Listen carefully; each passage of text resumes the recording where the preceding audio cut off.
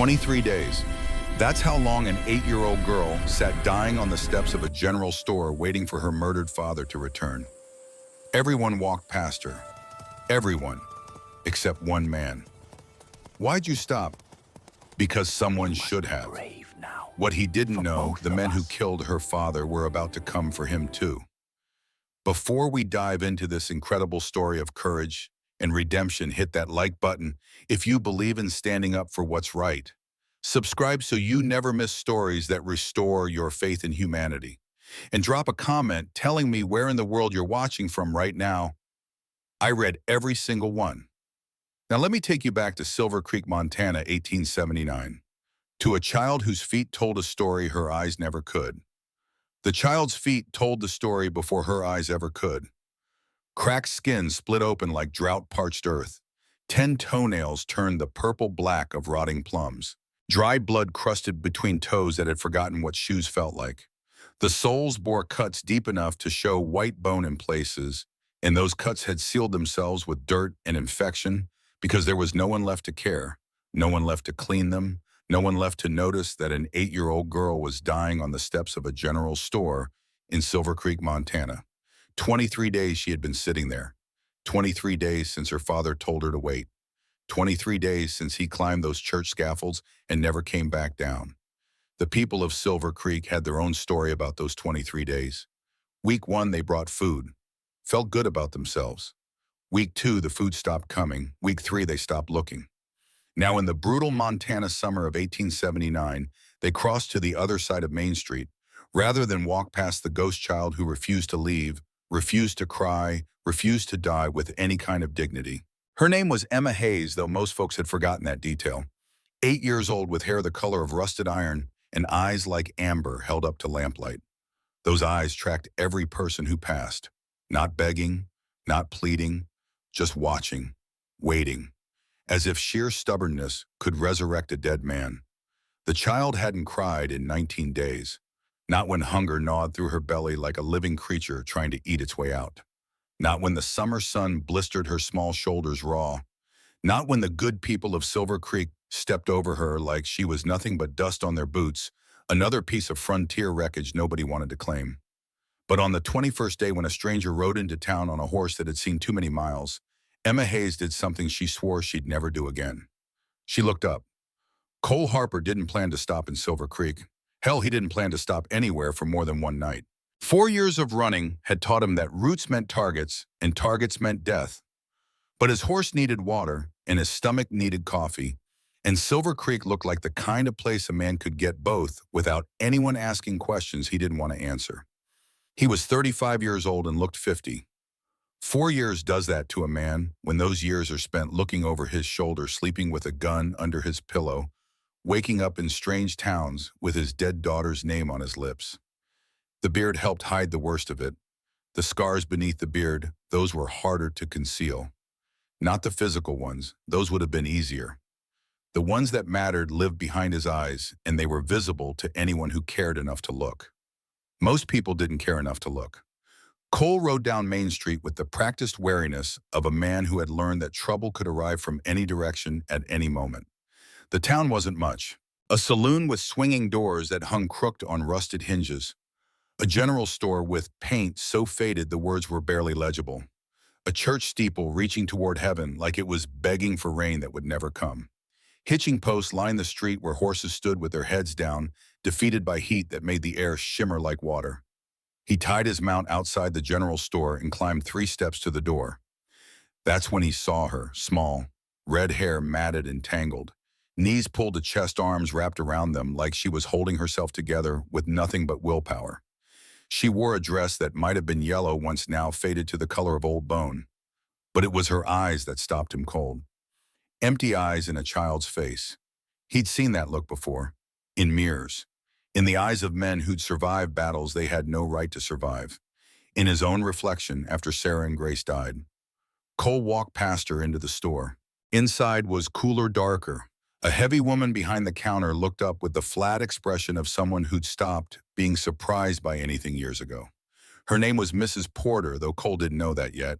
She wore her gray hair pulled back tight enough to hurt and an apron that hadn't been washed in a week.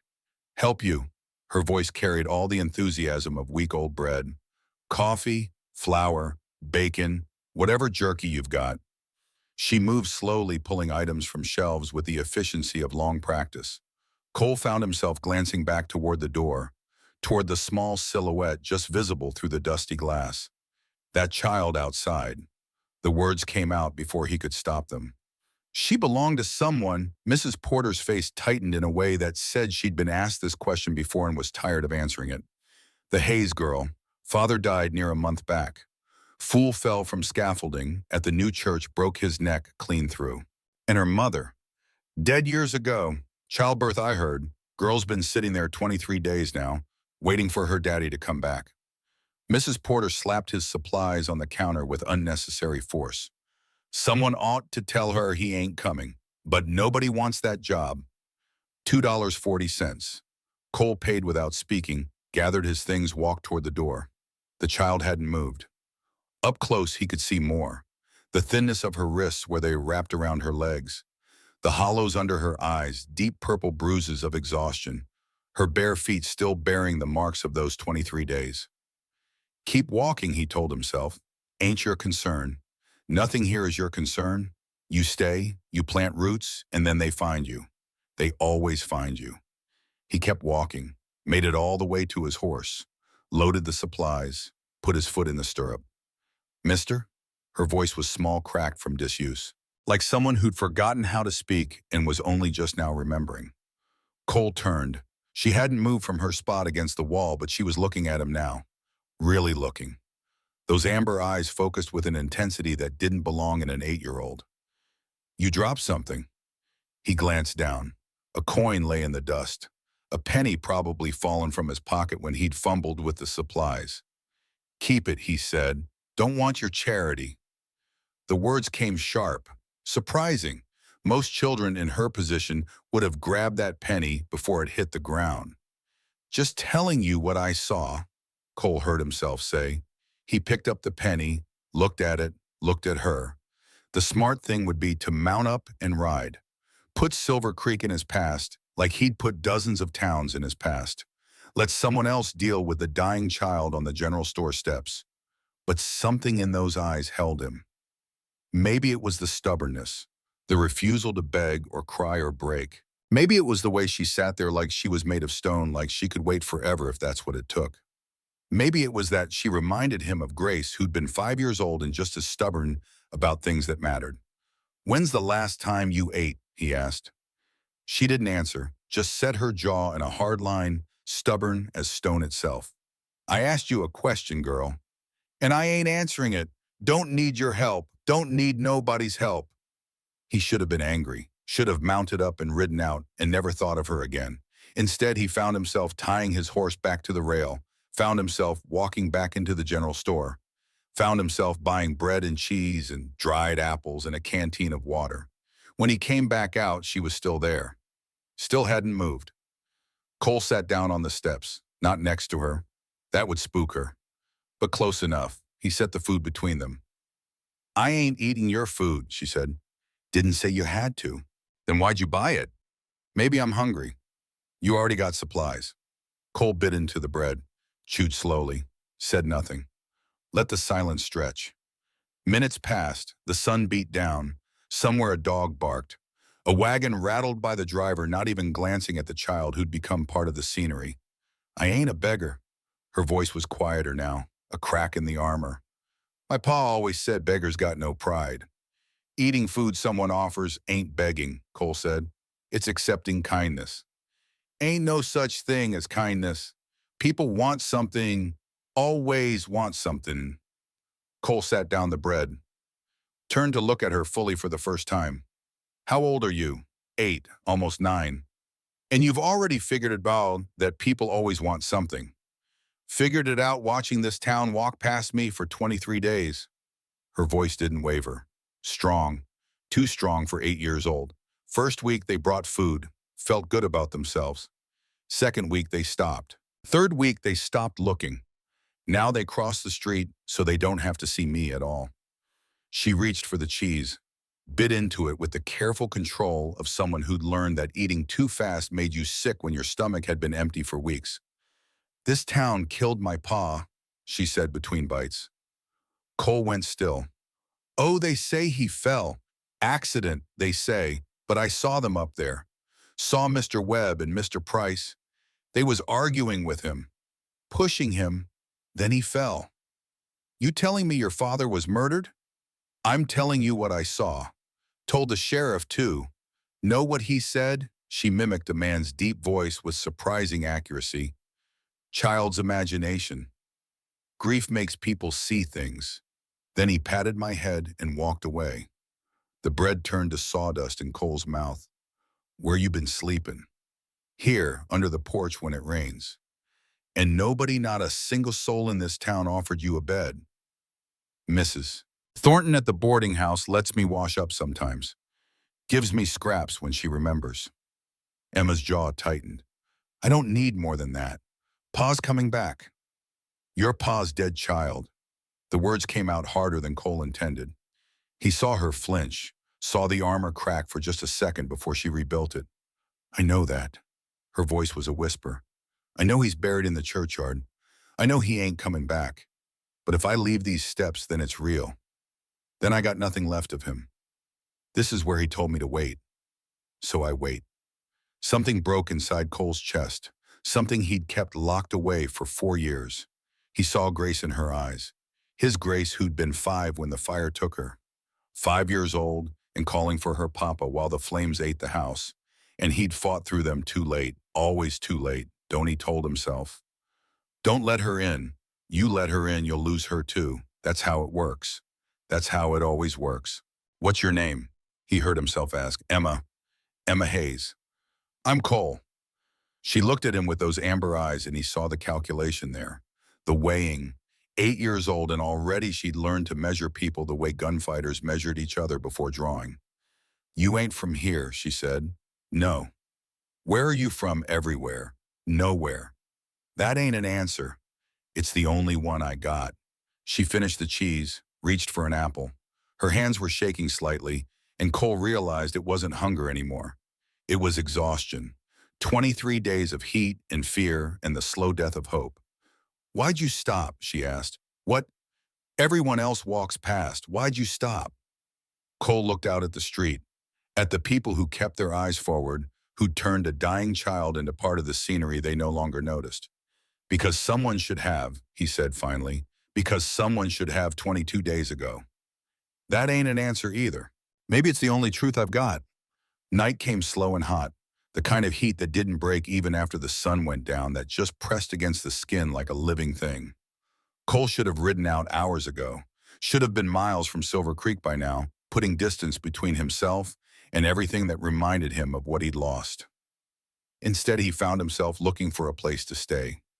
The boarding house was easy to find. It was the only building in Silver Creek with a painted sign that hadn't faded into illegibility. "Rooms available," in letters that someone had carefully maintained. Lamplight glowed in the windows, warm and inviting in a way that made Cole instinctively distrust it. Warm and inviting meant comfortable. Comfortable meant staying.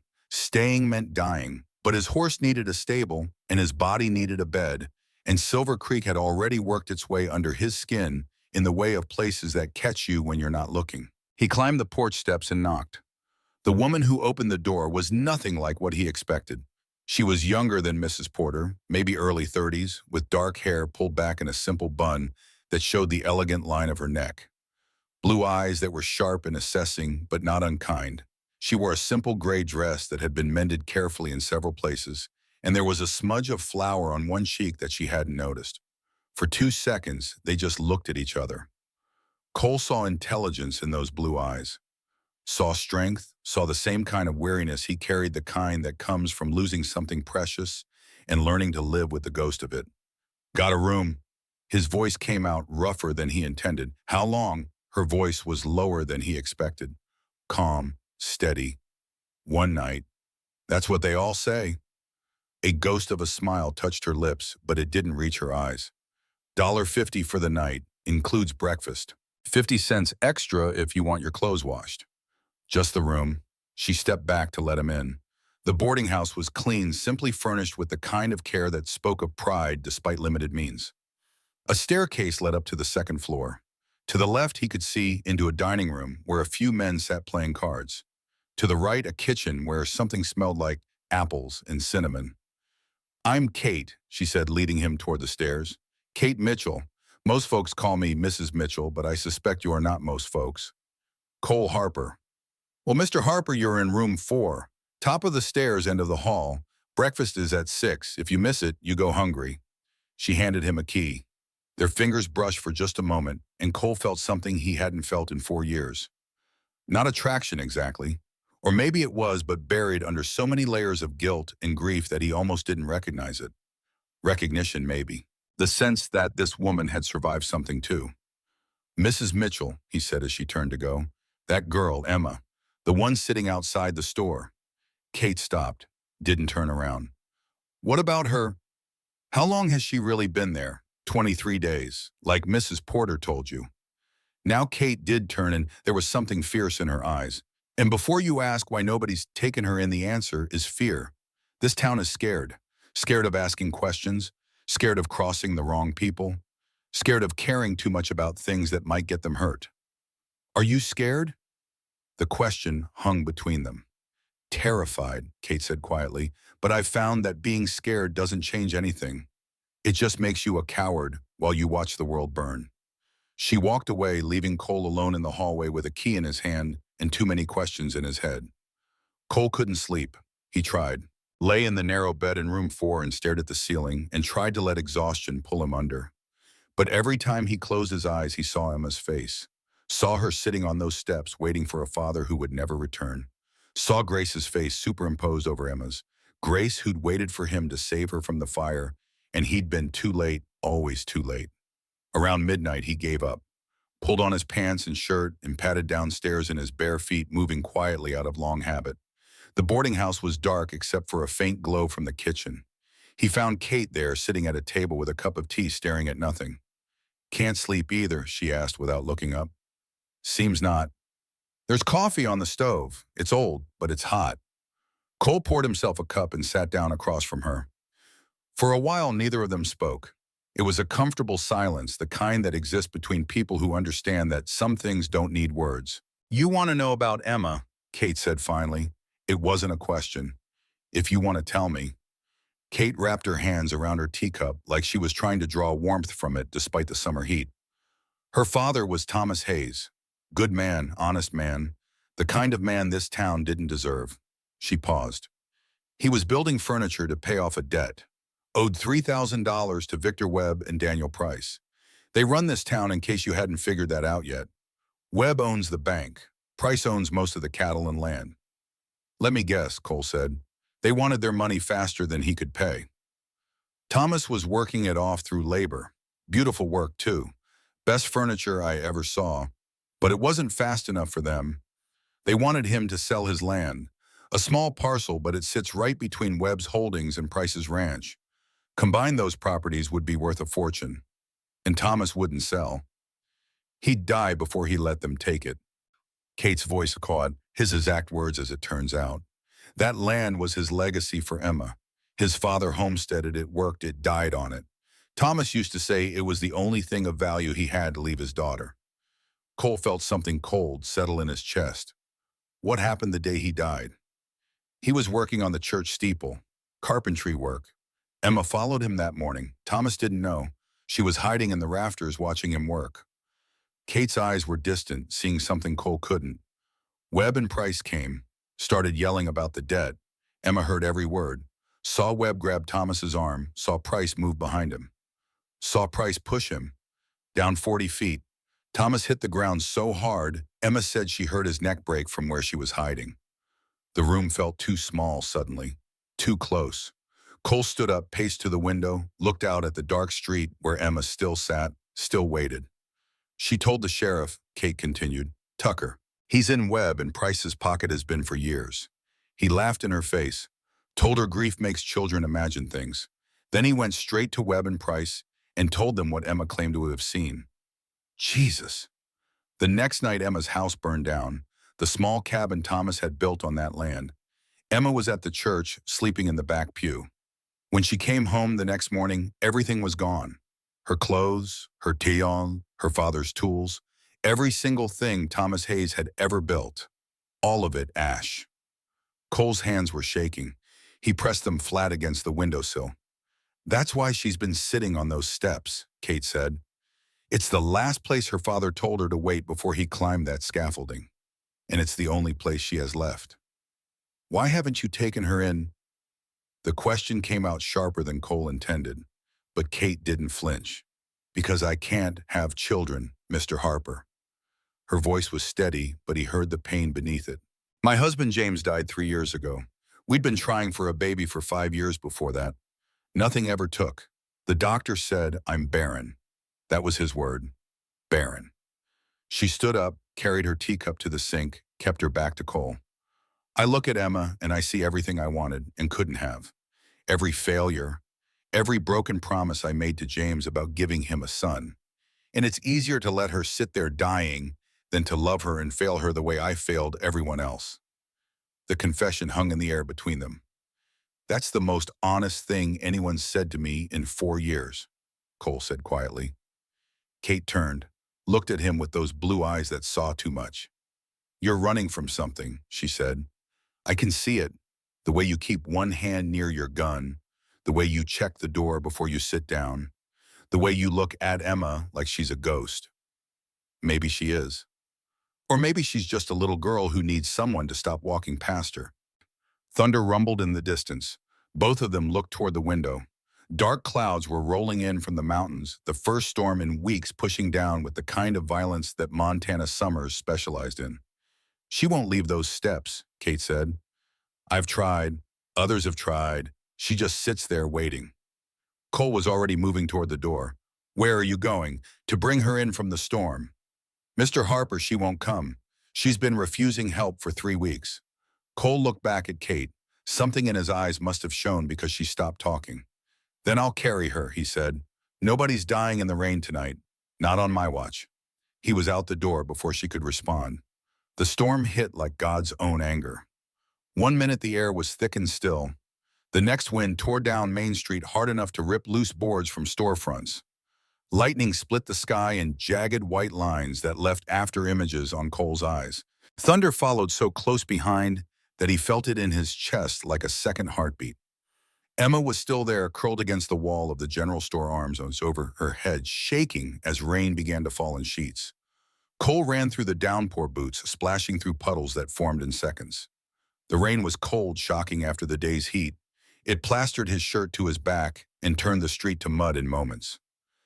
"Emma," she didn't look up, just pressed harder against the wall, making herself as small as possible. Cole knelt beside her, rain streaming down his face. "Emma, you have to come inside." "No." The word came out muffled by her arms. "Pa said wait here. He said he'd come back." "Your pa's not coming back in a storm, girl, and he wouldn't want you drowning while you waited." Lightning struck close enough that Cole smelled ozone. Emma flinched, pressing harder against the wall. She was soaked through, shivering despite the summer warmth, and Cole could see her lips starting to turn blue. "Emma," he put his hands on her shoulders, gentle but firm.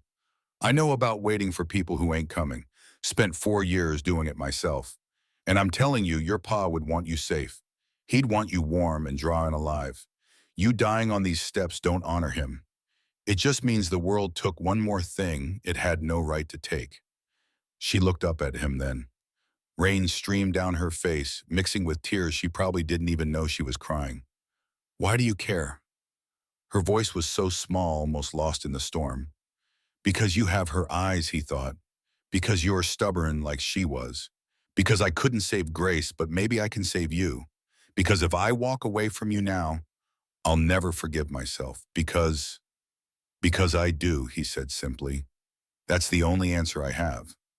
For a long moment, she just stared at him, measuring, weighing, trying to decide if this stranger was another person who would fail her, or if maybe, just maybe, he was different. Then her small hand slipped into his. It was the coldest hand Cole had ever felt, like holding ice. Her fingers were thin, so thin he could feel every bone, and they trembled against his palm. Cole lifted her. She weighed nothing, less than nothing, a bag of bones wrapped in soaked fabric that used to be a dress. She didn't resist, just let her head fall against his shoulder as he carried her across the street through the mud and rain. Kate was waiting on the porch of the boarding house, a lamp held high. When she saw Cole carrying Emma, something broke across her face. Relief, grief, guilt. A dozen emotions Cole didn't have names for. Inside, Kate said, holding the door. Quickly. Cole carried Emma into the warm, dry interior, set her down gently on a chair near the kitchen stove. Kate was already moving, grabbing towels, stoking the fire higher, her movements quick and efficient. I'll heat water for a bath, Kate said. Mr. Harper, you're soaked through too. There are dry clothes in the hall closet. But Cole didn't move, just stood there dripping on Kate's clean floor, watching as she wrapped a towel around Emma's thin shoulders, watching as she knelt down and began to carefully, tenderly remove Emma's soaked dress, watching as Emma, for the first time in 23 days, let someone help her. You came back, Emma said quietly. Her eyes were on Cole, wide and wondering. Said I would. People say a lot of things. I'm not people. Kate looked up at Cole then, and something passed between them. An understanding, a recognition that tonight had changed something, though neither of them could name what exactly. Mr. Harper, Kate said softly, how long did you say you were staying? Cole looked at Emma, at her thin face and her amber eyes and her stubborn chin, looked at Kate with her careful hands and her guarded heart and her kitchen that smelled like apples and cinnamon, looked at the warm lamplight and the sound of rain on the roof and the feeling of being inside when the storm raged outside. I don't remember, he heard himself say. Maybe I'll stay a while longer. How long is a while? Cole pulled out his wallet, counted out bills. Enough for a week, long enough to make sure she's okay. Kate took the money. Her fingers brushed his again, and this time neither of them pretended not to notice. Room 4 is yours as long as you need it, she said. Emma was watching them both with those two knowing eyes.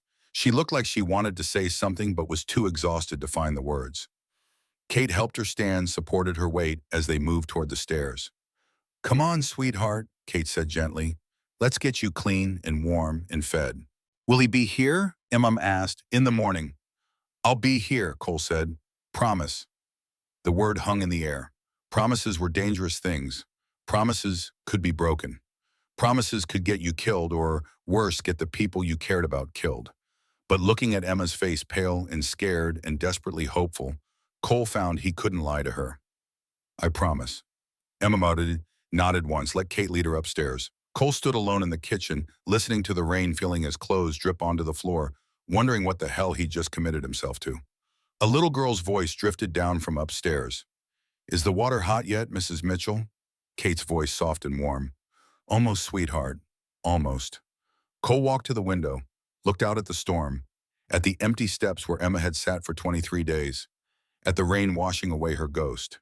He'd stopped. After 4 years of running, of never staying anywhere longer than one night, of keeping everyone at arm's length because getting worse meant pain, he'd stopped. For a child with amber eyes and a stubborn heart. For a woman with a guarded smile and careful hands. For a town that had forgotten how to be kind. Cole wasn't fool enough to think this would end well. Good things didn't happen to men like him. Men who'd failed their families. Men who killed for revenge and called it justice. Men who ran instead of facing what they'd lost. But maybe, just maybe, staying was worth the risk. Thunder rolled across Silver Creek, and Cole Harper stood in Kate Mitchell's kitchen and listened to the sound of a child laughing upstairs for the first time in 23 days. He'd figure out the rest tomorrow. 5 days changed everything. On day 2, Emma woke in a real bed for the first time in 24 days. Panicked. Disoriented. She threw off the clean sheets Kate had tucked around her and ran downstairs in bare feet, heart hammering, certain that Cole had left like everyone else always left. She found him in the yard behind the boarding house, fixing a broken step with wood and nails borrowed from Kate's tool shed. The morning sun caught the gray in his beard, turned it silver. He looked up when he heard her running feet. Thought you'd sleep longer, he said. Emma stopped, stared. Her chest was heaving, partly from running, partly from the relief that crashed through her so hard it made her knees weak. You're still here. Said I would be. People say a lot of things. Cole set down his hammer, looked at her with those dark eyes that had seen too much. I'm not people, Emma. We established that last night. She nodded slowly, walked closer, watched him work for a minute in silence. You know how to fix things, she observed. Some things, not everything. Pa used to fix things, too. He could build anything, tables, chairs, whole houses if you gave him enough wood. Her voice went soft. He was building me a rocking chair for my birthday. Never got to finish it. Cole's hand stilled on the wood. When's your birthday? August 15th, 3 weeks away.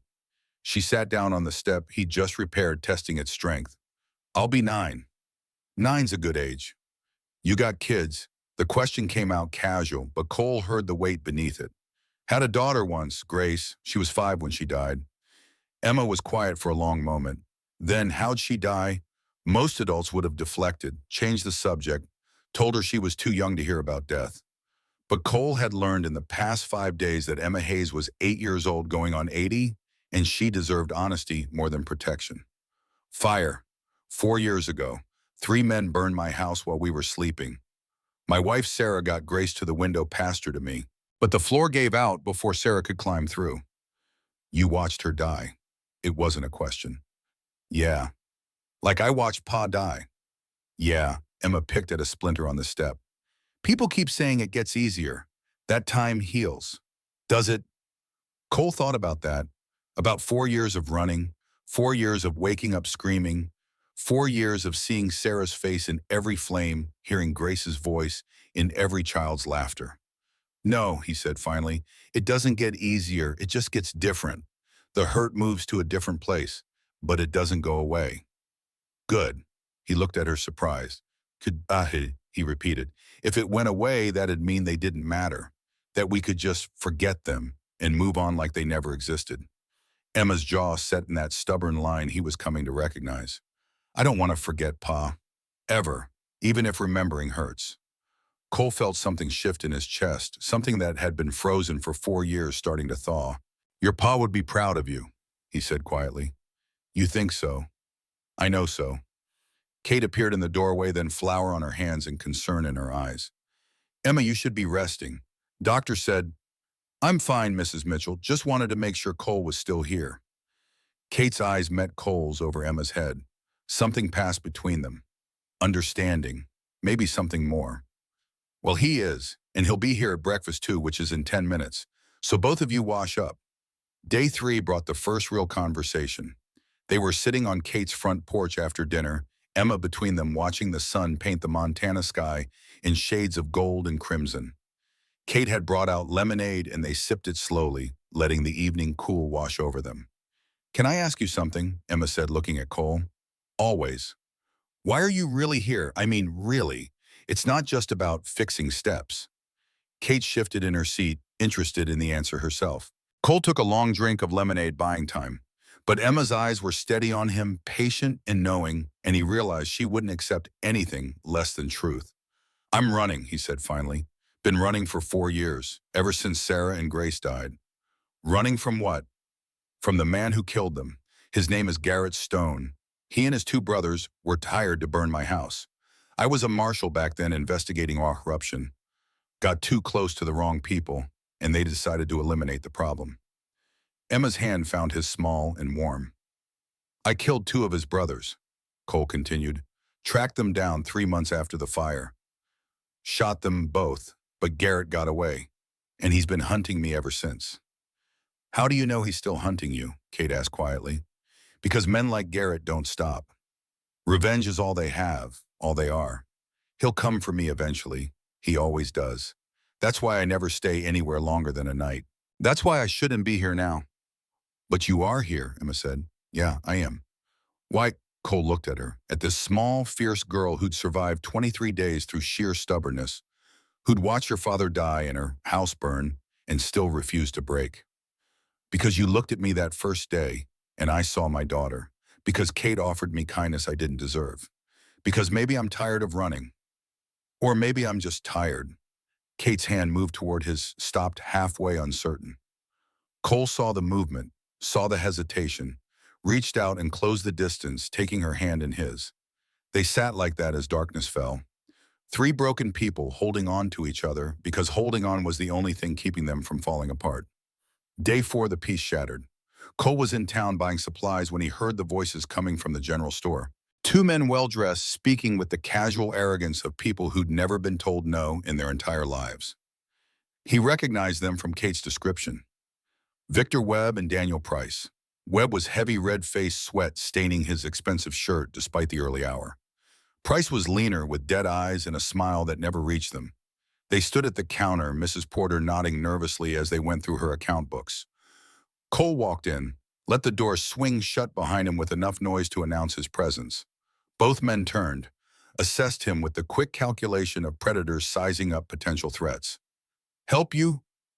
Webb's voice was smooth, practiced, the voice of a man who'd spent years convincing people to trust him. "Just here for coffee." Cole moved to the shelves, deliberately casual. "Heard you gentlemen run things around here." "We're businessmen," Price said. "Nothing more." "Successful businessmen, from what I hear. Must be nice owning half the town." Webb's eyes narrowed. "Do I know you?" "Name's Harper. Cole Harper. New in town. Staying long." "Depends." "On what?" Cole held Webb's gaze. "And whether Silver Creek turns out to be the kind of place a man can put down roots, or the kind of place where asking questions gets you killed." The temperature in the room dropped 10 degrees. Price's hand moved toward his belt, not quite touching his gun, but close enough to make the threat clear. "That's an odd thing to say, Mr. Harper." "Is it? I heard Thomas Hayes died asking questions. Something about $3,000 in debt and land that certain people wanted." Webb's face went from red to white in seconds. Mrs. Porter suddenly found something fascinating to study on the floor. "Thomas Hayes died in an accident," Webb said carefully. "A terrible tragedy, but an accident nonetheless. Funny how that accident left his land right between your properties. Worth a lot more combined, I'd imagine. 50,000 more. Silence, heavy and dangerous." "Mr. Harper," Price said, his voice soft as a snake's hiss. "I don't know who you think you are or what you think you know, but this is a small town. And in small towns, strangers who stir up trouble tend to have short stays. Very short stays." Cole smiled. It didn't reach his eyes. "Is that a threat?" "It's a fact of life, just like it's a fact that Thomas Hayes climbed drunk scaffolding and fell. Just like it's a fact that his daughter is a grief-stricken child with an overactive imagination.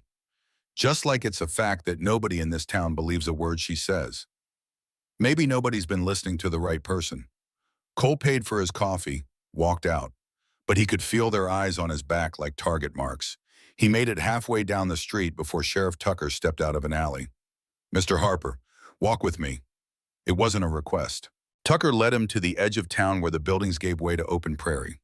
The sheriff was a big man, running to fat with the tired eyes of someone who'd stopped caring about justice long ago. His star glinted in the sunlight, mocking the oath it represented. "I know what you're doing," Tucker said without preamble, "and I'm here to tell you to stop. I'm not doing anything except buying coffee.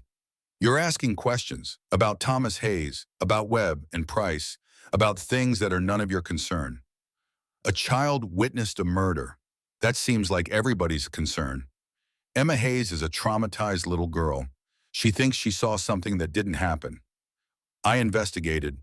It was an accident." "What kind of investigation did you do, Sheriff? Talk to witnesses, examine the scene?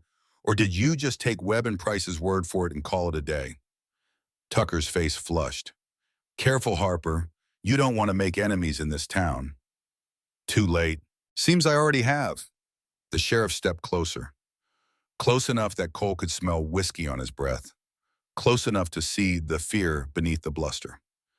"Listen to me very carefully. This town runs a certain way. Has for years. People who accept that get along fine. People who don't," he let the sentence hang. "Accidents happen. Like what happened to Thomas Hayes. Exactly like what happened to Thomas Hayes." Tucker's voice dropped to a whisper. "And if you're not careful, exactly like what might happen to that little girl you've taken such an interest in, or to Kate Mitchell. Shame if her boarding house caught fire one night. These old buildings, they go up so fast." Cole's hand moved to his gun before he could stop himself.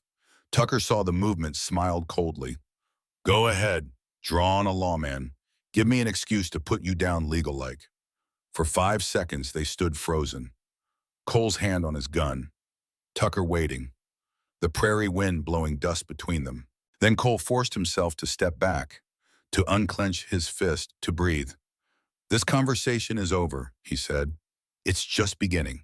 You've got until sundown tomorrow to be out of Silver Creek. If you're still here, I'll arrest you for vagrancy, disturbing the peace, whatever charge sticks. And while you're sitting in my jail well, accidents happen there too. Tucker walked away, leaving Cole standing at the edge of town, hands shaking with rage he couldn't release. When he got back to the boarding house, Kate took one look at his face and ushered Emma upstairs. What happened? She asked when they were alone. Cole told her, all of it. The confrontation at the store, Tucker's threats, the deadline. Kate's face went pale. You have to leave, tonight, if they're threatening Emma. I'm not leaving. Cole, you don't understand what these men are capable of. Thomas stood up to them, and look what happened. You think they'll hesitate to do the same to you, Emma to me? That's exactly why I can't leave, because if I do, Emma will spend the rest of her life knowing that everyone who could have helped her chose not to, that everyone who could have fought for her chose to run instead, and she deserves better than that.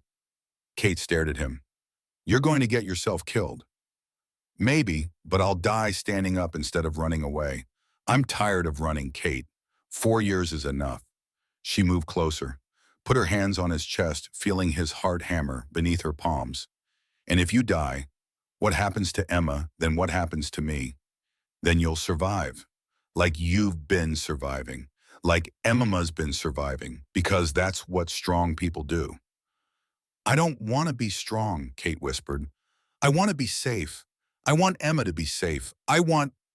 She didn't finish, but Cole heard what she didn't say. I want you to be safe. I want you to stay. I want this thing between us to have a chance to become something real. He pulled her close, felt her melt against him, all the careful walls she'd built crumbling in his arms.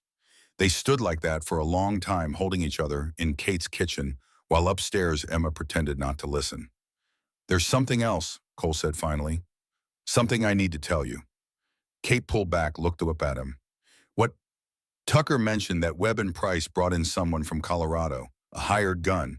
He didn't say the name, but I know who it is. Has to be. Who? Cameron? Garrett Stone, the man who killed my family. The blood drained from Kate's face. You're sure?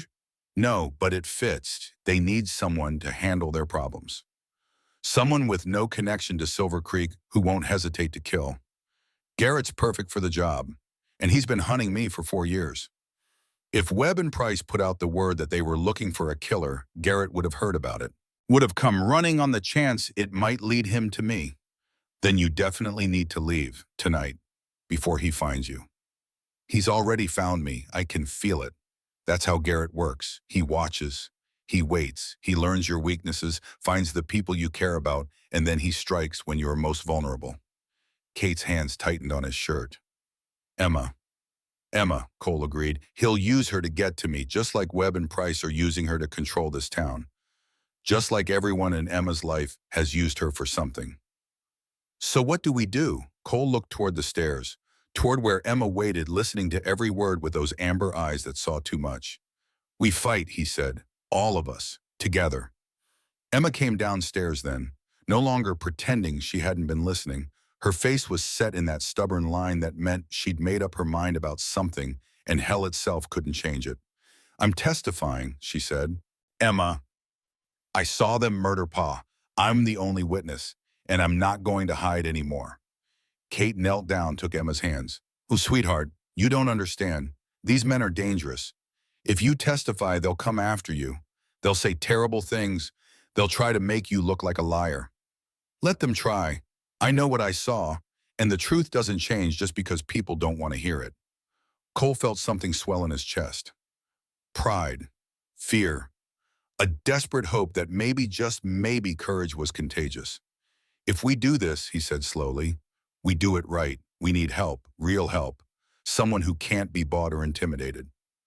I might know someone, Kate said. My cousin Margaret. She's a territorial investigator based in Helena. If I write to her, if I explain what's happening here, she might come. Will she believe us?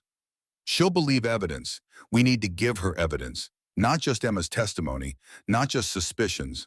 Hard proof that Webb and Price conspired to kill Thomas and are now trying to steal Emma's inheritance. How do we get that proof? Kate stood up pacing. Her mind was working. Cole could see it. Years of running a business, of managing accounts and people and problems all coming together. Webb owns the bank. That means records, ledgers, proof of Thomas's debt and what happened to his land after he died. Price has the cattle operation. That means contracts, deals, money changing hands. If we can connect them to Garrett Stone, if we can prove they hired him, that's conspiracy to commit murder. And how do we get access to bank records and business contracts? We don't. Margaret does. She has legal authority, but she needs a reason to investigate. She needs a complaint filed with the territorial government. Emma tugged on Cole's sleeve. There's something else, something I didn't tell Sheriff Tucker because I knew he wouldn't believe me. They both looked at her. After Pa fell, after Mr. Price looked up and saw me in the rafters, he said something to Mr. Webb. I heard it clear as day. Emma's voice dropped to a whisper. He said the girl saw, we'll have to deal with her too. The room went cold. That's not just murder, Kate breathed. That's premeditated. They knew Emma was a witness and they planned to eliminate her. Why didn't you tell Tucker this? Cole asked. Because Tucker told me to stop lying before I even finished telling him what I saw. He didn't want to hear it, didn't want to know. So I stopped talking. Cole pulled Emma close, felt her small body against his fragile and fierce at the same time. You won't have to face them alone. I promise, but promises are dangerous things, Emma said, echoing words he'd told her days ago. Yeah, they are, but I'm making this one anyway. That night, Kate wrote to Margaret, a long, detailed letter explaining everything. Thomas Hayes's murder, Emma's testimony, Webb and Price's threats, Tucker's corruption, the hiring of Garrett Stone. She sealed it with wax and gave it to the stagecoach driver the next morning with the instructions to deliver it personally. How long until she gets here? Cole asked. A week, maybe 2 if she needs time to prepare a case. We might not have that long. Tucker gave me until sundown today to leave town. So we make sure he can't arrest you. You stay here on my property. Technically, he needs a warrant to come inside. And by the time he gets one, Margaret will be here. It was a thin plan, full of holes, but it was the only plan they had. Cole moved his things from room 4 to the small storage room off the kitchen. Not a guest anymore. Something else. Something undefined but important. Emma claimed the room next to Kate's, hung her one spare dress in the closet, put her wooden rabbit on the nightstand. Small gestures of permanence that both terrified and thrilled everyone involved. Days passed, slow, tense, waiting for the hammer to fall. It fell on the 9th night. Cole was sleeping light the way he'd learned to sleep when staying alive meant being ready to move at any moment. So when he heard the sound, he was awake instantly, fully alert, hand on his gun, glass breaking. Downstairs, near the back door, he moved silently, bare feet on wood floors, gun raised. Moonlight filtered through windows, painting everything in silver and shadow. He could hear breathing. Someone in the kitchen. More than one person. Cole eased around the corner, gun leveled. 3 men, rough-looking types with the kind of faces that advertised violence for hire. One was jimmying the lock on the pantry door. Another stood watch. The third was pouring something from a can onto the kitchen floor. Kerosene. Cole's blood turned to ice. That's far enough, he said quietly. All 3 men froze, turned, saw the gun in his hand and the look in his eyes that said he knew exactly how to use it. Easy friend, the one with the kerosene said. We don't want trouble. Then you shouldn't be in this house in the middle of the night with enough kerosene to burn it to the ground. We're just following orders. Whose orders? No answer. But Cole saw the truth in their faces. Webb and Price, of course. Get out, Cole said. Now, before I decide that Silver Creek needs 3 fewer arsonists. They went, quickly, stumbling over each other in their hurry to escape. Cole followed them to the door, watched them run into the darkness, then barred the door and checked every window in the house. When he turned around, Kate was standing at the bottom of the stairs in her nightgown, lamp in hand, face pale. They were going to burn it down, she whispered, with us inside. Yeah, we could have died, Emma could have died. But we didn't, and now we know how far they're willing to go. Kate set down the lamp, walked to him, put her hands on his face and pulled him down into a kiss that tasted like desperation and need, and something that might have been the beginning of love if they'd been different people in a different place. When they broke apart, both of them were shaking. I can't lose you, Kate said. I barely just found you, and I can't lose you. You won't. You can't promise that. Nobody can promise that. Then I'll promise something else. I promise that every day I'm alive, I'll fight for you, for Emma, for this, for us. And if the day comes when I can't fight anymore, I'll make damn sure I take our enemies down with me. It was a dark promise, a bloody promise, but it was honest, and honesty was all Cole had to give. Upstairs, Emma was standing in her doorway, eyes wide in the darkness. I heard glass breaking, she said. It's okay, Kate assured her. Everything's okay. Are they coming for us? Cole climbed the stairs, knelt down so he was eye level with Emma. They already tried, they failed, and they won't get another chance. How can you be sure? Because I won't let them. Neither will Kate. And tomorrow we're going to start fighting back. Really fighting back. No more waiting. No more hiding. We take the fight to them. Emma nodded slowly. Then she threw her arms around Cole's neck and held on like he was the only solid thing in a world that kept trying to shake her loose. Don't leave, she whispered. Please don't leave. I'm not going anywhere. We're family now, and family sticks together. Promise, Rita. Cole thought about all the promises he'd broken, all the people he had failed, all the times he'd run instead of standing his ground. And he thought about this small, fierce girl who'd survived 23 days on nothing but stubbornness. About Kate, who'd survived 3 years of loneliness and was learning to hope again. About the life he could have if he just stopped running long enough to reach for it. I promise, he said, on my daughter's grave, on everything I am, I promise. Morning brought Margaret Ross. She arrived on the noon stage tall and sharp-eyed, wearing a traveling dress that somehow managed to look both practical and authoritative. She carried a leather satchel full of papers and had the air of someone who'd seen enough of the world to be surprised by very little of it. Kate met her at the door with a hug that spoke of childhood summers and shared secrets, and the kind of bond that survives years and distance. Kate, Margaret said, pulling back to study her cousin's face. You look good. Tired, but good. You came. You wrote me a letter that made my blood boil. Of course I came. Margaret's eyes found Cole. You must be Harper. Cole. Margaret Ross, territorial investigator for the Helena office. Kate says you've been making enemies. It's a talent. Good. I like men with that particular talent. Usually means they're too stubborn to know when they're beaten. She set down her bag. Now where's this girl who witnessed a murder? Emma stepped forward, small, steady, meeting Margaret's eyes without flinching. I'm Emma Hayes, and I saw Victor Webb and Daniel Price push my father off scaffolding. Watched him fall 40 feet, heard his neck break. Then I heard Mr. Price say they'd have to deal with me, too. Margaret knelt down, studied Emma's face with the same intensity Emma studied hers. Two people taking each other's measure.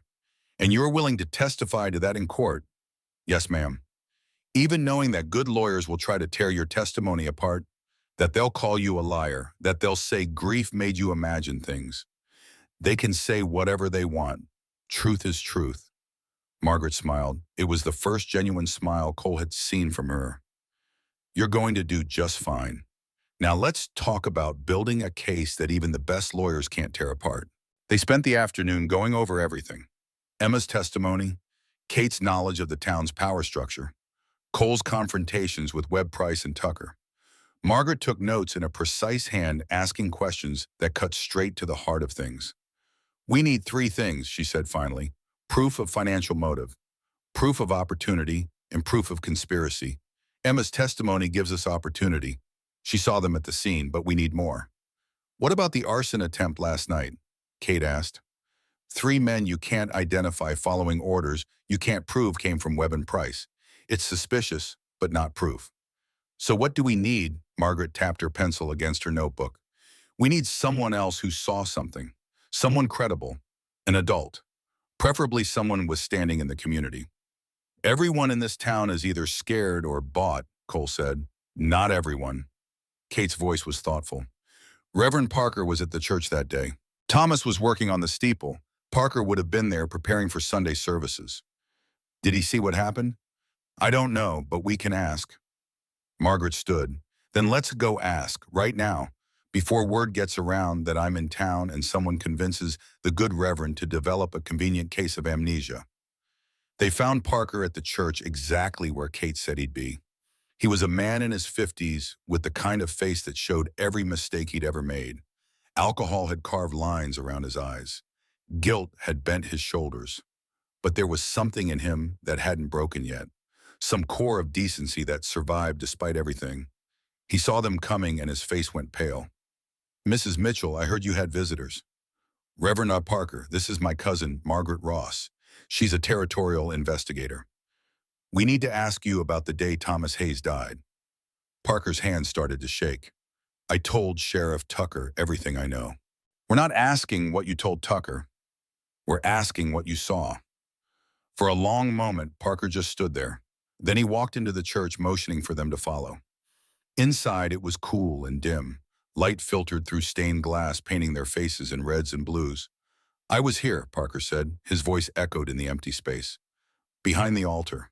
I'd been drinking. I didn't want Thomas to see me like that, so I hid. I'm not proud of it, but that's what happened. And, Margaret prompted, Webb and Price came in, started yelling at Thomas about his debt. I heard every word. Webb said Thomas had run out of time. Price said they'd take the land one way or another. Thomas told them to go to hell. Parker's voice broke. Then I heard Thomas scream, heard something heavy hit the ground. I looked out and saw him lying there, neck twisted, wrong blood coming from his ears. And I saw Webb and Price standing at the top of the scaffolding, looking down at what they'd done. Why didn't you tell anyone? Cole asked. Because I'm a drunk and a coward. Parker's eyes were wet. Because Webb came to me 3 days later and reminded me that he knew about the money I'd taken from the collection plate 10 years ago, the money I'd used to pay gambling debts. He said if I talked, he'd make sure everyone knew. I'd lose the church, my pension, everything. So you stayed quiet. For a month, but then I heard about Emma. Heard she was sitting on those steps waiting for a father who was never coming home. And I couldn't, his voice broke completely. I couldn't be that coward anymore. I wrote to you, Mrs. Mitchell, asked you to contact someone who could help. It was all I had the courage to do. Kate's hand found his. You did the right thing. It's not too late. Will you testify, Margaret asked, in court under oath? Parker looked at Emma, at this small girl who'd been brave enough to tell the truth when grown men had been too scared to stand beside her. Yes, he said, I'll testify, even if it costs me everything. Margaret wrote it all down. Then she had Parker sign a statement right there in the church with Kate and Cole as witnesses. When they stepped back outside, the sun was setting, painting Silver Creek in shades of gold that made it look almost beautiful, almost innocent. We have a case now, Margaret said. Not just Emma's word, not just suspicions. We have an adult witness, a reverend, someone the court will have to take seriously. Webb and Price will fight back, Cole warned. Let them. I've been doing this job for 10 years. I've seen corrupt men in positions of power. I've seen them threaten and bribe and kill to keep their secrets. But I've also seen them fall, and they always fall the same way. One truth at a time. They walked back to the boarding house together, a strange little family bound by something stronger than blood, bound by choice. That night after Emma was asleep, Cole found Kate on the porch. She was sitting in her rocking chair, staring at nothing, lost in thought. You okay? He asked. I'm terrified, but I'm also more alive than I've felt in 3 years. Does that make sense? Perfect sense. Kate looked up at him. We're really doing this, taking on the most powerful men in Silver Creek. Looks like. We could lose everything. We could, or we could win. And if we win, Emma gets justice. This town gets its soul back. And maybe we get a future that doesn't involve running or hiding or being afraid all the time. Kate stood, moved into his arms, rested her head against his chest and listened to his heartbeat. I'm falling in love with you, she said quietly. I don't want to. It's too fast and too dangerous and too complicated, but I am. Cole's arms tightened around her. Yeah, me too. What happens if you're wrong? What happens if Garrett Stone really is here? What happens when he comes for you? Then I'll deal with him. Same way I dealt with his brothers. By killing him. If I have to. Kate pulled back, looked up at him with eyes that held tears she refused to shed. I don't want you to be a killer, Cole. I want you to be the man who fixed my steps and made Emma laugh and held me when I couldn't sleep. I want you to be good. I'm not good, Kate. I'm just a man who's trying not to be as bad as he used to be. That's all I can offer. Then that's what I'll take.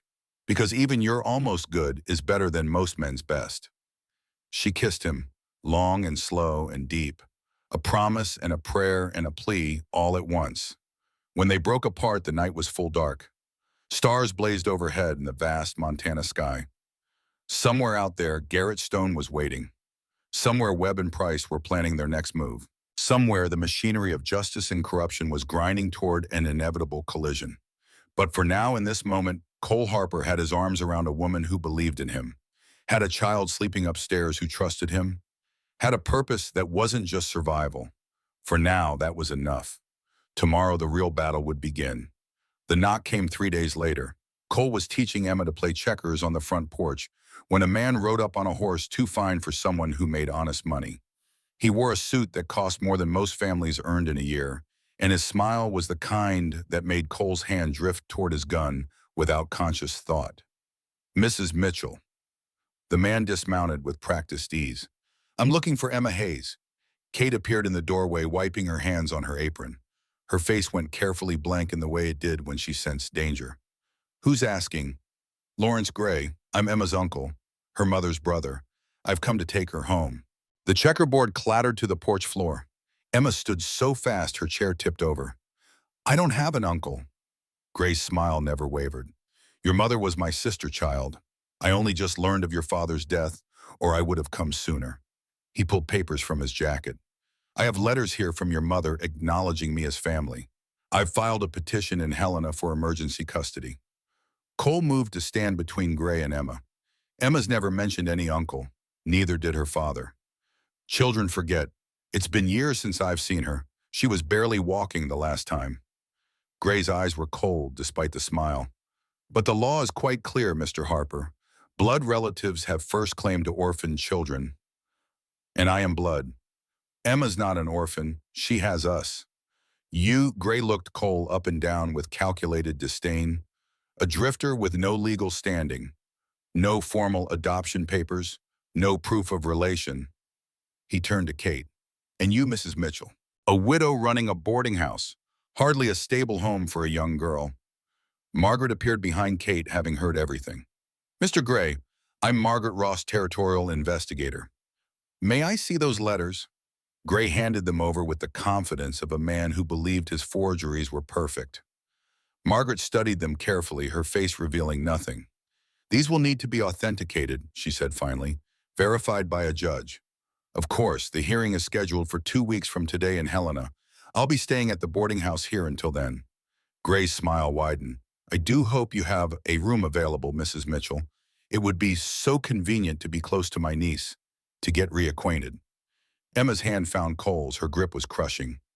I'm afraid we're fully booked, Kate said coldly. Pity. I'll find accommodation elsewhere then, but I will be seeing Emma regularly. The law requires that custodial transitions be handled delicately. I'm sure you understand. He tipped his hat. Good day. They watched him ride away. Nobody spoke until he disappeared around the corner. Then Emma said very quietly, He's lying. I know, sweetheart. My mama's name was Elizabeth, not whatever he said, and she didn't have any brothers. She told me that once, said she always wanted a sibling, but was an only child. Margaret was already making notes. That's good, Emma. What else do you remember about your mother's family? Her maiden name was Thompson. She grew up in Billings. Her parents died when she was 16. That's why she came to Silver Creek, to find work. Can you prove any of that? Cole asked Margaret. I can try. Birth certificates, death records, census data. If Gray's story doesn't match the facts, we can expose him, but it's going to take time. We have 2 weeks. Then I better get started. Margaret left that afternoon for Helena, taking the letters Gray had provided. Cole watched her go with a sick feeling in his stomach. 2 weeks to prove Gray was a fraud. 2 weeks before a judge might decide to hand Emma over to a man who'd been hired to steal her inheritance. That night, Emma couldn't sleep. Cole found her sitting on the back steps, staring at the stars. "You thinking about running?" he asked. "Would you come with me? Anywhere?" Emma smiled, but it was sad. "That's not a real answer. If I ran, you'd be breaking the law. They'd arrest you. Kate, too. We'd figure it out." "No." Emma's voice was firm. "I'm not running. Pa didn't run from those men. He stood his ground. So will I." Cole sat down beside her. "You're braver than most adults I know." "I'm scared." "Brave doesn't mean not scared. It means being scared and doing what's right anyway." They sat in silence for a while. Then Emma said, "If I have to go with Mr. Gray, if the judge says I have to, will you come for me? I won't let it get that far." "But if it does," Cole looked at her, this small girl with amber eyes who'd survived so much already. "If they take you, I'll burn the world down to get you back. That's a promise." Emma leaned against his shoulder. "I believe you." Margaret returned 6 days later with news that made everyone breathe easier. "Lawrence Gray's real name is Lawrence Kane," she announced, spreading documents across Kate's kitchen table. "He's a con man out of Missouri, wanted in 3 territories for fraud, forgery, and theft. The letters are fake. I had a handwriting expert compare them to documents your mother signed, Emma. They don't match." Emma's face lit with relief. "So he can't take me?" "Not a chance, but there's more." Margaret pulled out another document. "Gray's been receiving payments from a bank account in Cheyenne. The account belongs to a shell company. That shell company is owned by another company, and that company owned jointly by Victor Webb and Daniel Price." The room went silent. "They hired him," Kate breathed. "They hired Gray to steal Emma's inheritance." "That's my theory, and if I'm right, it's not just fraud. It's conspiracy, which means Webb and Price are looking at serious jail time." Cole leaned forward. "Can you prove it in court?" "I can prove the paper trail. Whether that's enough to convict depends on the judge and how good their lawyers are, but combined with Emma's testimony about the murder, combined with Reverend Parker's statement, we have a real case." "When's the hearing?" 8 days. We need to be ready."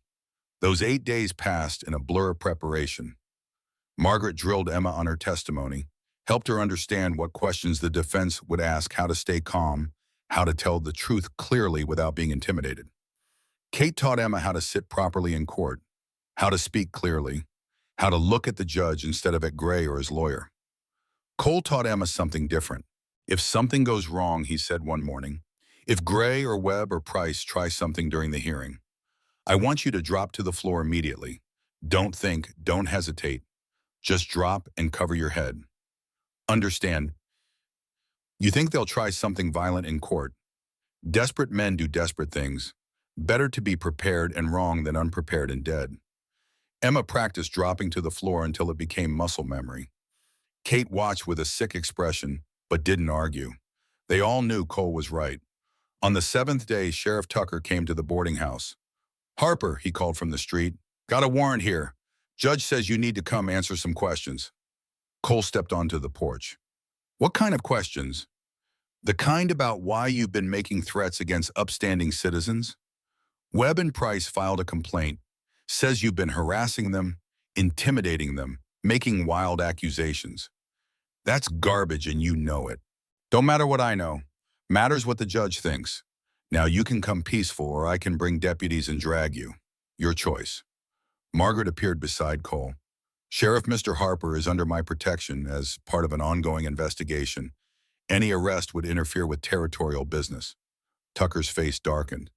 "You got paperwork proving that." Margaret pulled a document from her pocket. "Official seal of the territorial government." Tucker read it, jaw working. "This says he's a witness, doesn't say he can't be arrested. It says any action taken against him has to be approved by my office.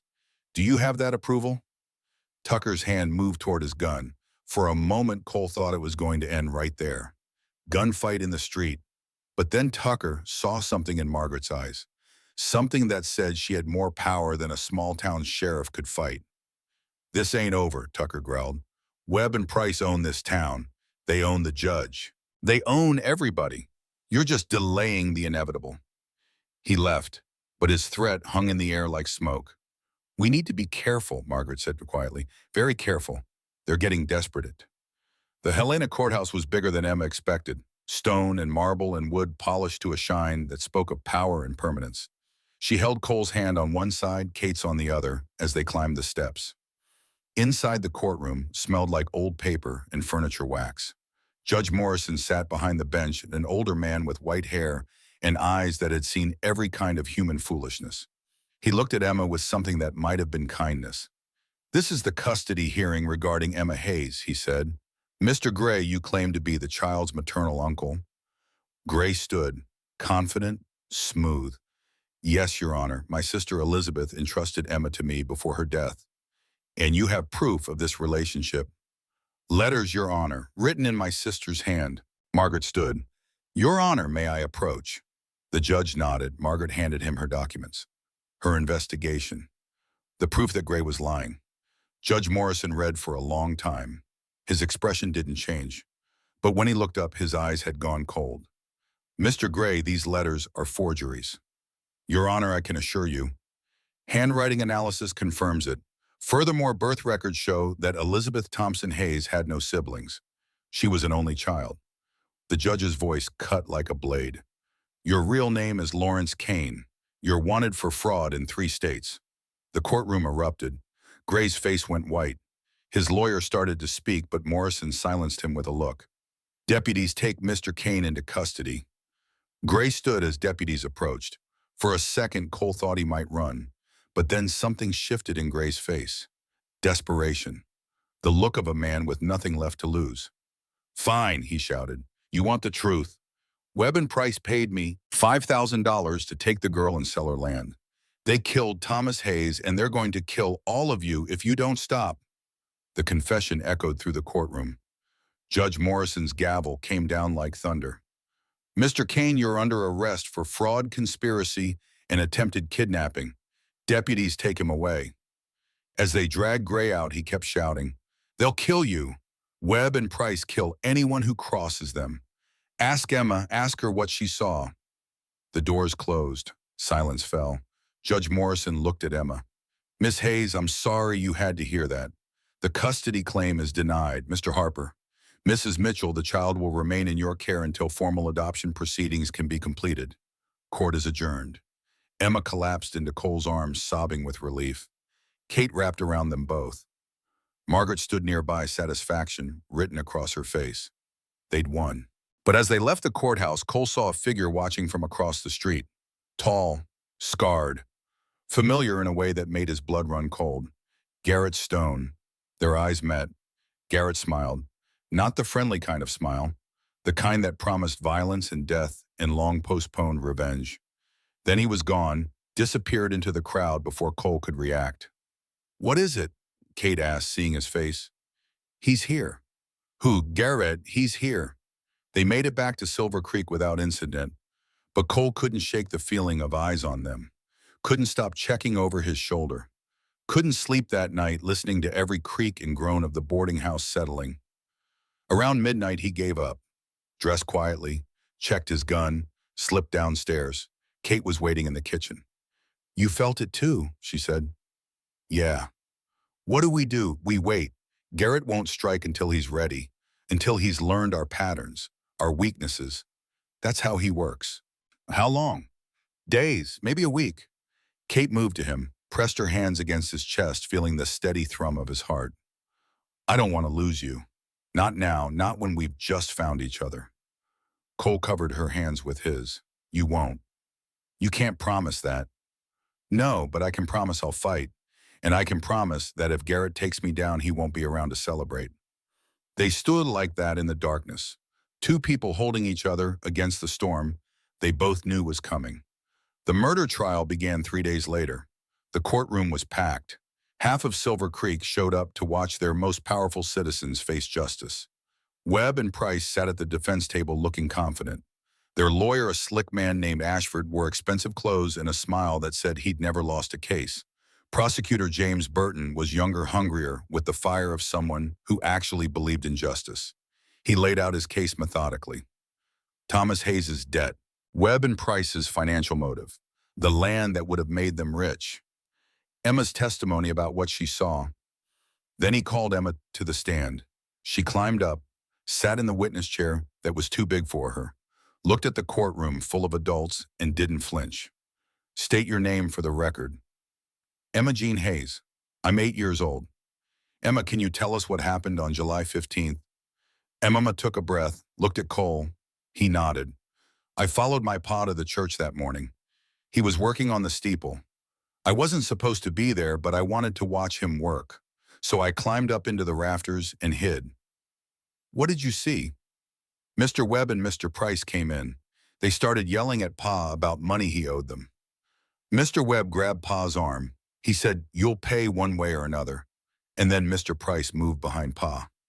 Her voice caught. He put both hands on Pa's back and pushed. Hard. Pa tried to grab the railing, but he missed, and then he fell. The courtroom was silent except for someone crying in the back. What happened after your father fell? I heard him hit the ground. It sounded like wood breaking. And I heard Mr. Price say to Mr. Webb, "The girl saw. We'll have to deal with her too." Webb jumped to his feet.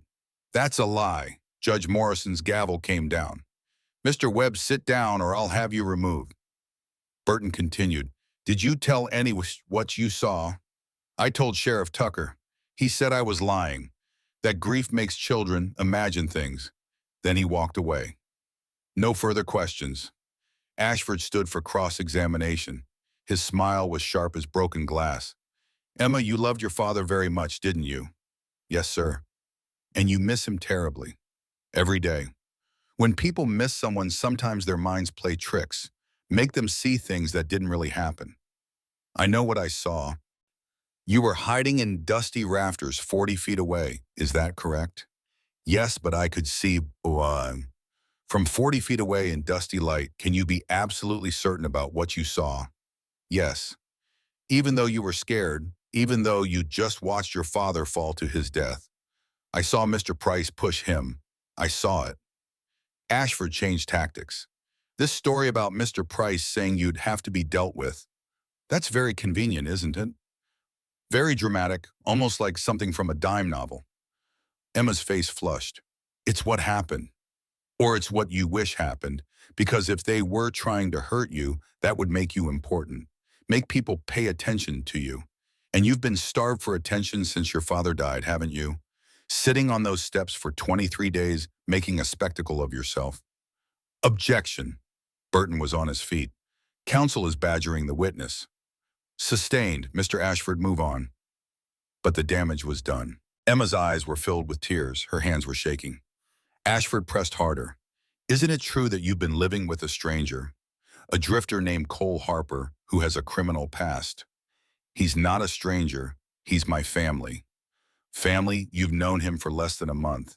And in that time, hasn't he been filling your head with stories, teaching you what to say, coaching you? No.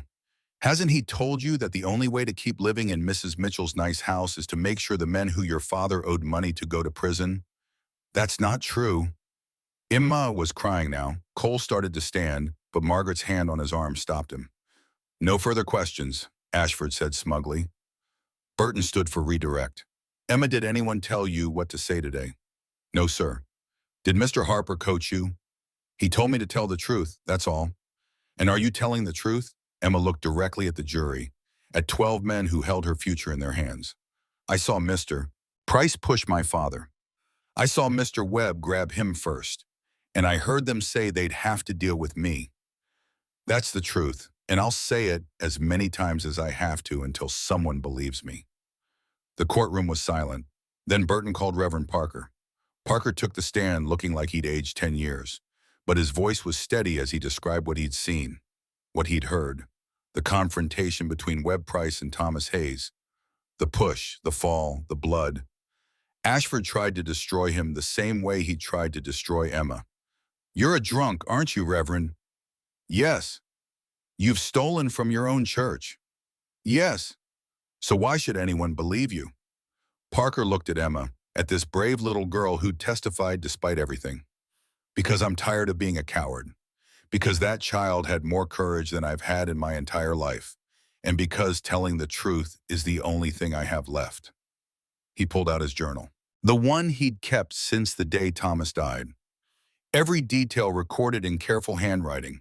Dated. Signed. The prosecution rested. The defense called character witnesses for Webb and Price. Businessmen who praised their generosity. Church members who spoke of their donations. People who owed them money and feared them too much to tell the truth. But it wasn't enough. The jury deliberated for 6 hours. When they returned, the foreman stood. On the charge of first-degree murder, we find the defendant, Victor Webb, guilty. Daniel Price, guilty. The courtroom erupted. Webb shouted that it was a travesty. Price sat silent, face white as bone.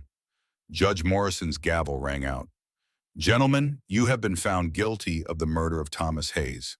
I sentence you both to life in prison without possibility of parole. Deputies, take them away. As they were led out in chains, Webb turned to look at Emma. Pure hatred burned in his eyes. This isn't over, he mouthed. But it was. The battle was won. Justice had been served. Emma collapsed into Cole's arms, sobbing with relief and exhaustion. Kate wrapped around them both. Margaret stood nearby, allowing herself a small smile of victory. They'd done it. Against all odds, against corruption and money and power, they'd won. The celebration lasted all of 10 minutes. They were walking back to where they'd tied the horses when Cole felt it. That prickling at the back of his neck that had kept him alive for 4 years. The sense that something was wrong. He pushed Emma toward Kate. Get her to the horses. Now, Shishama. Now, Kate grabbed Emma and ran. Cole turned hand on his gun. Garrett Stone stepped out of an alley 20 feet away. He held a rifle, aimed at Cole's chest. Been waiting for this, Garrett said. His voice was rough, like he'd spent years shouting and smoking and not caring about the damage. 4 years of tracking you. 4 years of planning. Thought about all the ways I could make you suffer. Your brothers murdered my family. They were doing a job. You made it personal when you killed them. It was already personal. They burned my house with my wife and daughter inside. Details. Garrett smiled. Cold. Empty. Now I'm going to return the favor. That little girl you've been playing father to. That woman you have been courting, I'm going to kill them both. Slow, and you're going to watch. He swung the rifle toward where Kate and Emma were running. Cole drew and fired in one motion. The bullet caught Garrett in the shoulder, spinning him around. His rifle clattered to the ground. But Garrett was fast, pulled a knife from his belt with his offhand and charged. They collided, went down hard. Garrett was all rage and strength, and 4 years of hatred poured into every move. The knife slashed toward Cole's face. Cole caught his wrist, twisted. But Garrett kneed him in the ribs, breaking his grip. The knife came down. Cole rolled, felt the blade bite into his side, shallow but painful. Hot blood spreading across his shirt. They fought in the street like animals. No skill, no strategy, just violence and desperation. Cole landed a punch that broke Garrett's nose. Garrett slammed Cole's head against the ground hard enough to see stars. Then Garrett had the knife at Cole's throat. Any last words? Yeah. Cole's voice was steady despite the blood filling his mouth. I'm not sorry. The knife pressed down. Cole felt skin part, felt blood begin to flow. Then a gunshot rang out. Garrett jerked, looked down at the red stains spreading across his chest, looked up at Kate standing 20 feet away, smoking pistol in her shaking hands. You shot me, Garrett said, sounding surprised. I'll do it again if you don't get off him, Kate said. Her voice shook, but her hands were steady. Garrett laughed, coughed blood, slumped sideways off Cole. Cole scrambled to his feet, kicked the knife away, stood over Garrett with his own gun drawn. Do it, Garrett whispered. Finish it. Cole's finger tightened on the trigger. 4 years of running, 4 years of fear, 4 years of looking over his shoulder. It could all end right now. One bullet, one death, freedom. Cole, Kate's voice. Don't. He'll come for us again. No, he won't. Look at him. Cole looked, really looked. Garrett was bleeding out. The chest wound was fatal. Kate's bullet had pierced his lung. He had minutes at most. Let him die knowing you were better than him, Kate said. That you chose mercy over revenge. That's the only victory that matters. Cole lowered his gun. Garrett smiled. Blood stained his teeth. Knew you were weak, just like your wife, just like your daughter. The words hit like physical blows, but Cole didn't raise his gun again. My wife and daughter were the strongest people I knew, and they wouldn't want me to become you. He turned his back on Garrett, walked to Kate, took the gun from her shaking hands, pulled her close. Behind them, Garrett choked, gasped, made a wet rattling sound, then silence. Sheriff's deputies arrived, found Cole bleeding from multiple wounds, found Kate in shock, found Emma crying but unharmed, found Garrett Stone dead in the street. The deputy in charge took statements, ruled it self-defense, told Cole he was lucky to be alive. Cole didn't feel lucky. He felt tired, bone deep, exhausted in a way sleep couldn't cure. The doctor stitched him up, 13 stitches in his side, 7 more along his jaw where Garrett's knife had caught him before Kate fired. The one on his face would scar. Permanent reminder of the day he chose not to become a killer. You need rest, the doctor said. Weeks of it. Those wounds could reopen if you're not careful. Cole nodded, but his eyes were on Emma, who sat in the corner looking smaller than she'd ever looked. I'm sorry, he told her. You shouldn't have seen that. I'm glad I did. Emma, you could have killed him. You wanted to. I saw it in your eyes, but you didn't. She moved to sit beside him, took his hand. Pa always said being a man means making hard choices. You made the hardest choice. Thank you. Cole pulled her close with his good arm, rested his chin on top of her head, breathed in the smell of Kate's soap in her hair. We're going home, he said, all of us, and we're never looking back. 3 months later, Cole stood in the Helena courthouse again, but this time was different. This time was Chihuahua instead of fear. Judge Morrison smiled down at them. Mr. Harper, you're requesting to legally adopt Emma Hayes. Yes, Your Honor. And Emma, do you want Mr. Harper to be your father? Emma stood tall. Yes, sir, more than anything. Mrs. Harper, you're co-petitioning for adoption. Kate squeezed Cole's hand. They'd married 2 months ago in a small ceremony at the Silver Creek Church. Reverend Parker officiated. Margaret stood as witness. The whole town came to celebrate. Yes, Your Honor, Emma will be our daughter. Morrison signed the papers with a flourish. Then by the power vested in me by the territory of Montana, I declare Emma Grace Harper legally adopted. Congratulations. Emma threw her arms around Cole so hard he nearly fell over. His ribs were still healing, but he didn't care. Kate wrapped around them both. They stood there in the courthouse crying and laughing and holding each other like they'd never let go. Outside, Samuel Mitchell waited with his wagon. He'd become a good friend over the past months, offered Cole a permanent position as foreman, gave them 20 acres and a cabin to call their own. Ready to go home? Samuel asked. Yeah, Cole said, looking at his family. We're ready. The ride back to Silver Creek was different than any journey Cole had taken in 4 years. No looking over his shoulder, no planning escape routes, no fear. Just Emma chattering about the horse Samuel promised to teach her to ride. Just Kate's hand in his. Just the future stretching out ahead of them like the Montana prairie, vast and full of possibility. That evening they visited Thomas Hayes' grave. Emma knelt beside the simple wooden marker.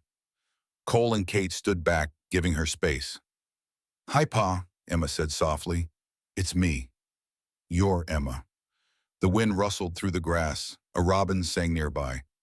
The bad men are in prison, forever. You can rest now. She pulled something from her pocket, the wooden rabbit Cole had given her weeks ago. Hope. I'm leaving this with you because I don't need it anymore. I have hope now, real hope, the kind that doesn't need to be carried around. She set the rabbit gently on the grave.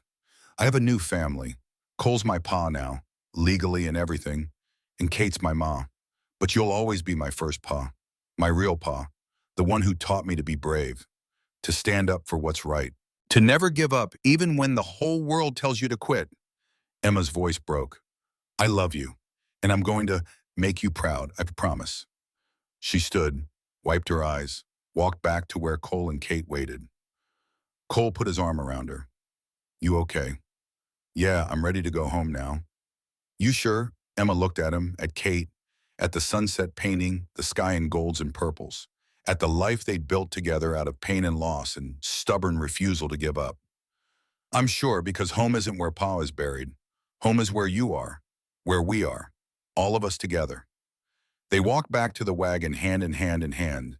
Three people who'd found each other when they weren't looking. Three people who'd chosen each other despite everything. That night, Emma slept without nightmares for the first time in months. 1 year later, Cole stood on the porch of the cabin he'd built with Samuel's help.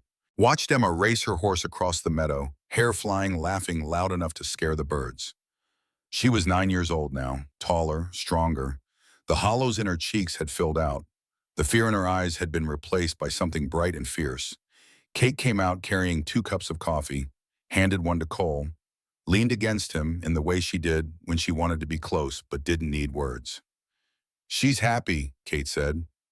Yeah, so am I. Me too. They stood in comfortable silence, the kind of silence that only comes when two people know each other well enough that words become optional. I got a letter from Margaret today, Kate said. Webb died in prison last month. Heart attack. Price is still alive, but broken. Spends his days staring at walls.